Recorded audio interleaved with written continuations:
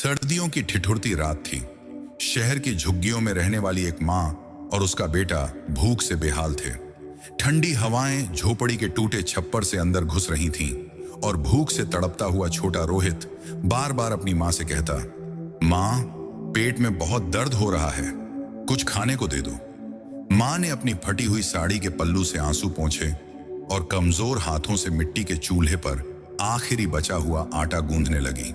कुछ ही देर में एक छोटी सी रोटी तवे पर सिक रही थी।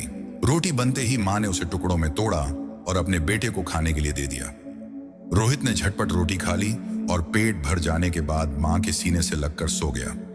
दूसरी रोटी माँ के लिए सुबह हुई, लेकिन माँ अब तक नहीं उठी थी। रोहित ने उसे झकझोरा, आवाज दी, लेकिन माँ नहीं हिली।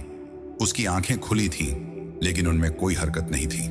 पास ही एक पुराना कपड़ा पड़ा था जिसमें आधी जली हुई एक और रोटी लिपटी हुई थी। माँ ने अपने हिस्से की रोटी बेटे के लिए बचाकर रख दी थी, लेकिन खुद भूखी सो गई, हमेशा के लिए।